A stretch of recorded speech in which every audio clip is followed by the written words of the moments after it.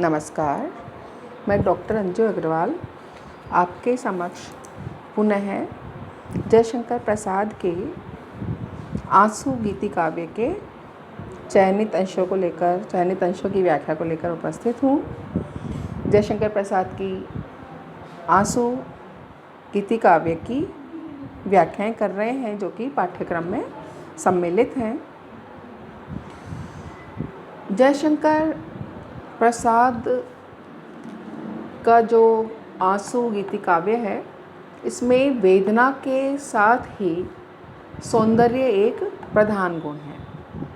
यह सौंदर्य नारी का सौंदर्य भी है, कल्पना का भी, विचारों का भी और भाषा शैली का भी। यूँ आंसू में नारी आलंबन के रूप में है, लेकिन प्रसाद जी की नारी, जैसा कि मैंने पिछले व्याख्यान में बताया था, वो नायिका या उनकी जो नारी है रीतिकालीन कवियों की नायिका से बिल्कुल भिन्न है।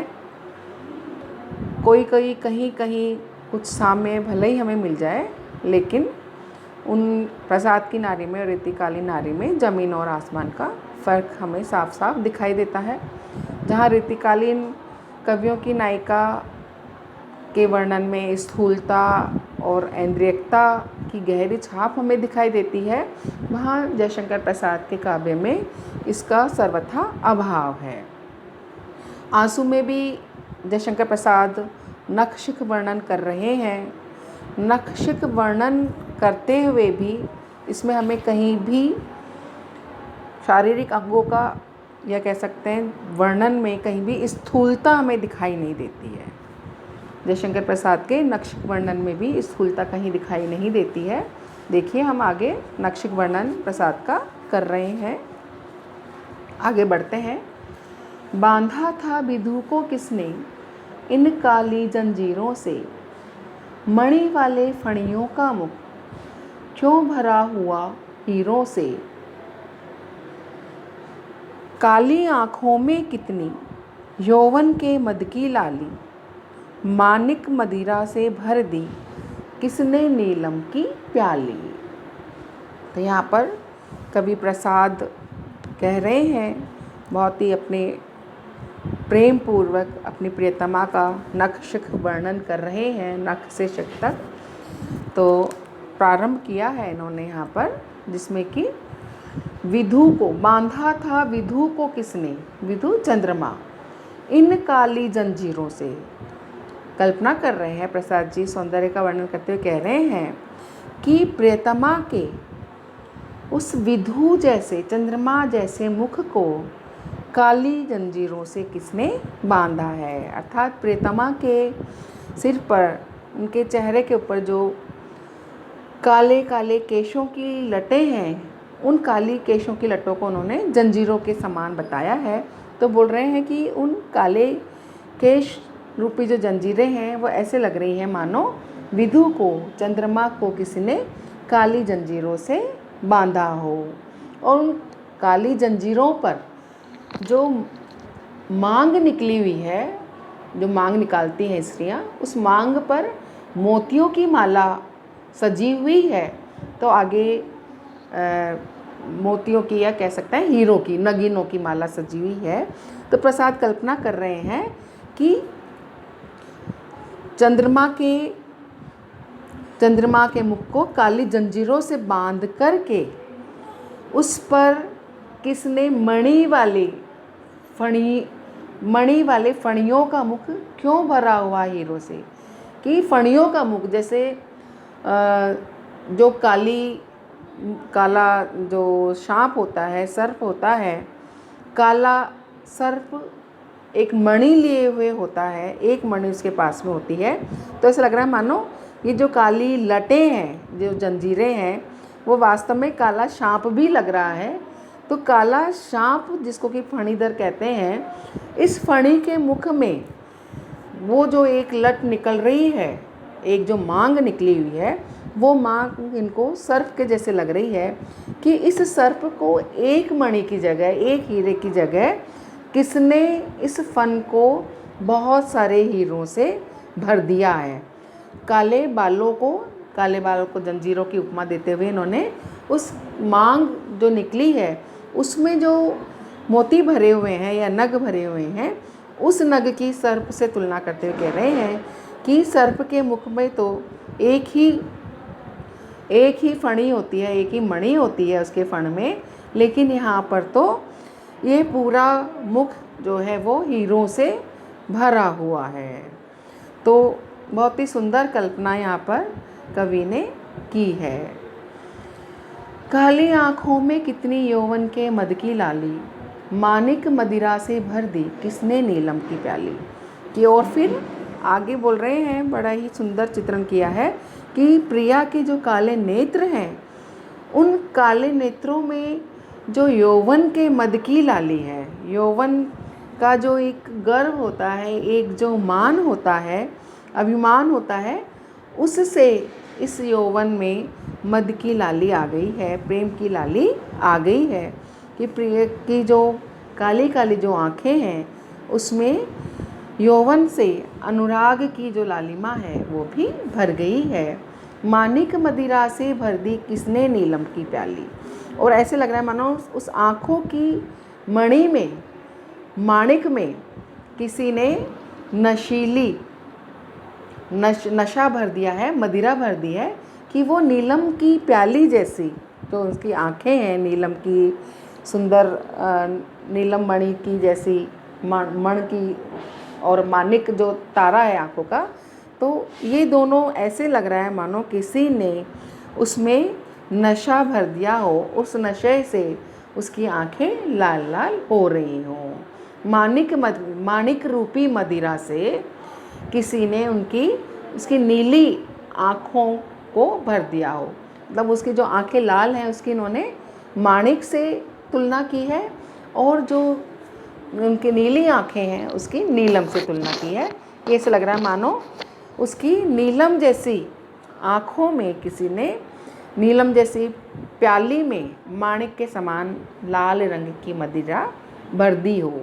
फिर आगे पूछता है प्रसाद, प्रश्नवाचक वो लगा रखा है कि ऐसे सौंदर्य की रचना आखिर किसने की है, इतने अनुपम सौंदर्य की, नायिका के सौंदर्य की रचना आखिर किसने की। तो यहाँ पर हम सहज ही अनुमान लगा सकते हैं कि जो नायिका है उसकी मांग हीरो से भरी हुई है, और अब उसके शायद विवाह हो गया है, तो ऐसे में कवि से बिछड़ जाने के कारण स्मृति मात्र ही कवि के हृदय में रह गई है। तो यहाँ पर इस काव्य में कवि के प्रेम का आलंबन एक नायिका ही है जो कि हमको दिखाई दे रही है, लेकिन उसका सौंदर्य वर्णन करते हुए प्रसाद कहीं भी वासना से परिपूरित नहीं लगते। तिर रही अतृप्ति जलधि में, नीलम की नाव निराली, काला पानी वेला सी है अंजन रेखा काली। अंकित कर क्षितिज पटी को तुलिका वरोनी तेरी, कितने घायल हृदयों की बन जाती चतुर चितेरी। कवि आगे बढ़ कर के कह रहे हैं, यहाँ पर कवि ने प्रिया के जो आँखों की काली रेखा है, उस काली रेखा की, नेत्रों की काली रेखा की सुंदरता का वर्णन किया है। काले नेत्रों की सुंदरता का वर्णन करते हुए कवि कह रहे हैं, तिर रही अतृप्ति जलधि में, नीलम की नाव निराली। कि तुम्हारे सुंदर काले नेत्रों को देख करके ऐसे लगता है मानो अपार सागर में नीलम की निराली नाव तैर रही हो। नीलम की नाव मतलब जो काला, आँखों के अंदर जो काला तारा है, उस काले तारे को उन्होंने नीलम की नाव की संज्ञा दी है कि जो तुम्हारे नेत्र हैं वो सागर के समान हैं, उन सागर के समान नेत्रों में नीलम रूपी जो तारा है, जो नीलम की नाव है, जो तारा है वह तैर रहा है, तैरता हुआ लग रहा है। तो उसके नेत्रों पर, और उसके काला पानी बेला सी है अंजन रेखा काली, कि उसके नेत्रों पर जो काजल की काली रेखा लगी हुई है, काजल लगा हुआ है, वह रेखा और उसके मध्य में जो चमकती हुई बरौनी है वो काले पानी में स्थित घड़ी की तरह दिखाई दे रही है। काला पानी का यहाँ पर उन्होंने उपमान लिया है कि जैसे जल घड़ी लगती है, काले पानी में स्थित घड़ी लगती है, वैसे ही वो काला जो अंजन है, काला जो काजल है, वह उस काली रेखा के जैसे लग रही है, काला पानी की रेखा जैसी लग रही है। तो प्रियतमा के जो नेत्र हैं वो अतृप्ति का सागर है। अतृप्ति का सागर क्यों कहा है कवि ने? क्योंकि इनको कितना भी देख लो, इनको निरंतर देखने की जो उत्कंठा है, उनको देखने की जो आसक्ति है, वह उत्कंठा कम ही नहीं होती। तो यहाँ पर बड़ा ही सुंदर चित्रण यहाँ पर कवि ने किया है। आगे कवि कहता है, अंकित कर क्षितिज पटी को तुलिका बरौनी तेरी, कितने घायल हृदयों को बन जाती चतुर चितेरी। कि हे प्रिय, तुम्हारे नेत्रों के सौंदर्य को जो क्षितिज पटी, जो तुम्हारी बरौनियाँ हैं, ये बरौनियाँ पलकों के चित्रपट पर चतुर चित्रकार की तरह है सुंदर नेत्रों का चित्र अंकित कर देती है और कितने ही घायल हृदयों की चतुर चितेरी बन जाती है। अर्थात कितने ही जो लोग हैं, चित्रकार हैं, वो वास्तव में तुम्हारे तुलिका रूपी बरौनी को देख कर के घायल हुए हैं और घायल हृदय ही तुम्हारी इस तुलिका रूपी बरौनी की तुलिका लेकर के चित्र अंकित करने वाले बन गए हैं। कि ऐसे सुंदर नेत्रों की जो तुलिका है, बरौनियों की जो तुलिका है, वास्तव में उससे घायल होकर के ही बहुत घायल हृदय चतुर चितेरे बन गए हैं, चित्रकार बन गए हैं।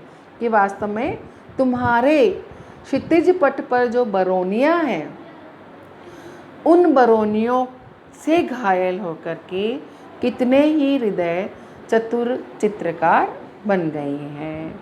तो यहाँ पर बड़ा ही सुंदर वर्णन इन्होंने छायावादी शैली में किया है प्रेमिका के नेत्रों का, कि जो ये बरौनियाँ हैं, यही चतुर चित्रकारों की तुलिका बन गई है। मानवीकरण अलंकार है, रूपक अतिशोक्ति अलंकार भी हमको यहाँ पर दिखाई देता है।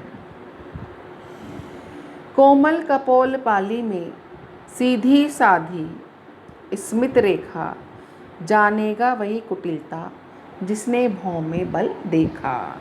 कवि कह रहे हैं, वही सौंदर्य का वर्णन चल रहा है। अब यहाँ पर कोमल कपोल जो हैं, गाल जो हैं, उनको उन्होंने गालों की पाली, गाल रूपी जो भित्ति है, उसका वर्णन इन्होंने किया है। सौंदर्य वर्णन चल रहा है कि जो प्रियतमा है, प्रियतमा के कपोल की पाली में जो सीधी साधी स्मित रेखा है, स्मित रेखा मुस्कुराहट की जो रेखा है, वह इतनी सीधी और सुंदर लग रही है कि लग रहा है कि इसमें कहीं वक्रता आ ही नहीं सकती। लेकिन जानेगा वही कुटिलता जिसने भौं में बल देखा। लेकिन इसकी कुटिलता को वही जान सकता है जिसने कि नायिका के भौं में उसकी वक्रता को देखा हो। उनकी जो नायिका की जो भवें हैं, वो बंकिम रूप लिए हुए हैं, बहुत ही तिरछा रूप लिए हुए हैं, बंकिम छवि है या वक्र स्वरूप है। तो बोल रहे हैं कि उसके सुंदर निश्चल जो गाल हैं, कपोल हैं, वो बहुत ही सुंदर होठ लिए हुए हैं, स्मित रेखा ली हुई है, सीधी सादी सरल स्मित की मुस्कुराहट की रेखा लिए हुए हैं। तो इतनी सीधी और सरल दिखने वाली नायिका की कुटिलता या उसकी जो वक्रता है, उसको हम उसके भावों में ही देख सकते हैं। तो बहुत ही सुंदर वर्णन भावों का किया है कि जितनी सरलता उसकी स्मित पर है, उसकी मुस्कुराहट में है, उतनी ही वक्रता या वंकिमता उसकी भावों में है। आज हम इतना ही करेंगे, कल इसी कड़ी को अगले व्याख्यान में बढ़ाएंगे। धन्यवाद।